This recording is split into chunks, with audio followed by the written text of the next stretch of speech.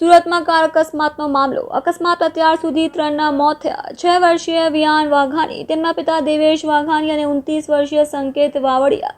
પરિવાર રાત્રિના સમયે રોડ પાસે બેઠો હતો ત્યારે સર્જાયો હતો અકસ્માત. અકસ્માતમાં 7 લોકોને થઈ હતી ઈજા.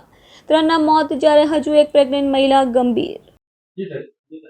ગઈકાલે ઉત્તરાયણ પોલીસ સ્ટેશનની હદમાં દુધિયાના દરબાર જે રિંગ રોડ જે છે ત્યાં આ કામના ફરિયાદી અને જે ભોગ બનનાર જે છે એ રાત્રે 11:30 વાગ્યાના આસપાસ ત્યાં પોતાના બાઇકો પાર્ક કરી અને રોડની સાઈડમાં બેસી અને વાતો કરતા હતા.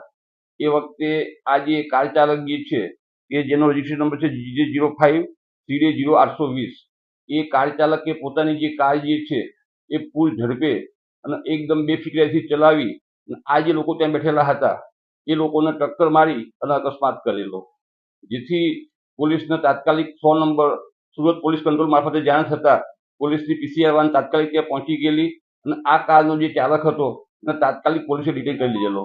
એને ડિટેન કરી તરત જ પોલીસે પહેલું કામ એને ત્યાં એનું મેડિકલ માટે મોકલી આપેલો, એનું બ્લડ સેમ્પલ લેવા માટે કે એ આલ્કોહોલ લીધેલ છે કે કેમ. અને આ કામે જે ઈજા પામનાર જે હતા એ લોકોને પીપી માણિયા હોસ્પિટલમાં લઈ જવામાં આવેલા અને ત્યાં સારવાર દરમિયાન એ પૈકી 3 ઈસમોનું મરણ ગયેલ છે. આ ખૂબ જ ગંભીર ઘટના છે ખરેખર એમ.